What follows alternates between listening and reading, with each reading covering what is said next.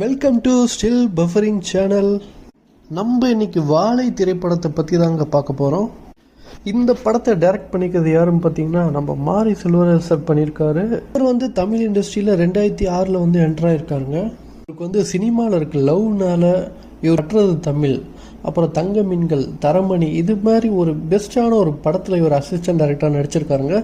அப்புறம் சொல்லவே வேணாம், நம்ம 2028 இவர் பரியேறும் பெருமாள்னு ஒரு மிகப்பெரிய ஒரு படத்தை டைரக்ட் பண்ணி அது நல்லாவே ஒரு ரெக்கார்டு கிரியேட் பண்ணிச்சு. அதுக்கப்புறம் கர்ணன்ன்ற ஒரு படத்தை 2021 எடுத்திருக்காருங்க.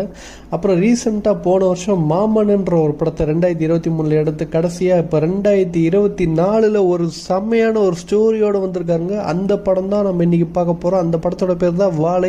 இந்த படத்துல மாரி செல்வராஜர் அவர்கள் அவரோட சொந்த வாழ்க்கையை பத்தி பேசியிருக்காருங்க. ஆக்சுவலா இந்த ஹீரோ பாத்தீங்கன்னா ஒரு 13 வயசு பையங்க. அவர் 8வது படிக்கிறாரு. அவருக்கு